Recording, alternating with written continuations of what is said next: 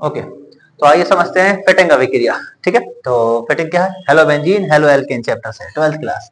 तो ईथर की उपस्थिति में, उपस्थिति ईथर की उपस्थिति में हेलो बेंजीन की क्रिया, हेलो बेंजीन मतलब कि बेंजीन के साथ जोड़ना है हेलोजन को। ठीक है, तो हेलोजन कोई सा भी ले सकते हैं, तो फिलहाल हम समीकरण में लेंगे हेलोजन साथ में। तो ईथर की उपस्थिति, पहले हम उपस्थिति लगा लें ईथर की।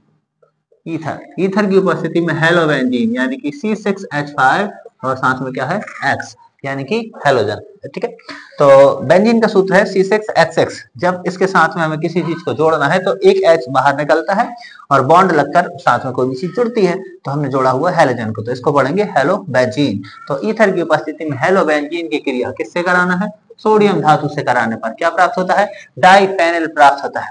तो बेंजीन को ही हम कहते हैं फेनिल। ठीक है, तो प्राप्त होगा C6H5 बॉन्ड C6H5।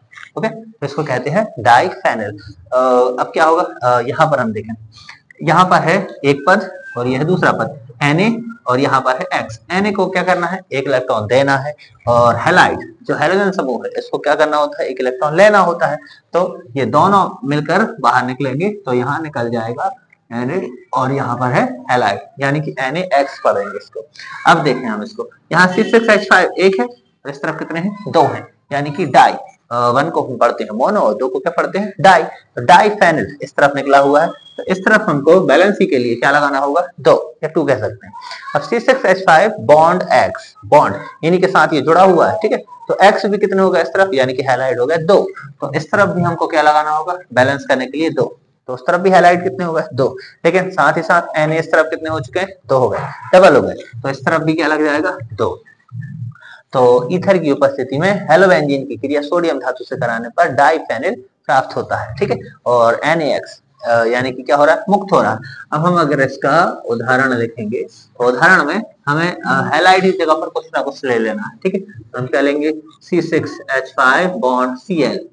इसकी क्रिया किससे करा रहे हैं? सोडियम से। उपस्थिति किसकी है? ईथर की। तो क्या कहा जाएगा? ईथर की उपस्थिति में क्लोरोबेंजीन, अब ये क्या था? हेलोबेंजीन। हेलोजन की जगह क्या ले लिया? Cl, तो हो जाएगा क्लोरोबेंजीन। अगर हम इधर लेंगे F तो हो जाएगा फ्लोरोबेंजीन। Br होगा तो ब्रोमोबेंजीन, I होगा तो आयोडोबेंजीन। तो ईथर की उपस्थिति में क्लोरोबेंजीन की क्रिया सोडियम धातु से कराने पर क्या प्राप्त होता है? डाइफेनिल प्राप्त होता है। ये तो डाइफेनिल ही प्राप्त होगा। ठीक है, अब आगे की तरफ क्या हुआ? यहाँ Na और ये Cl, तो क्या मुक्त हो जाएगा यहाँ से? Na और Cl। अब इधर पर C6H5 कितने हो गए? दो, तो यहाँ पर दो लगाएंगे। Cl कितने हो गए? दो, तो इस तरफ भी क्या लग जाएगा? दो। अब उस तरफ Na कितने हो गए इसकी वजह से? तो हो गए दो, तो इस तरफ भी हमें क्या लगाना होगा? दो। ठीक है, तो क्लोरोबेंजीन की क्रिया सोडियम धातु से कराने पर क्या प्राप्त होता है?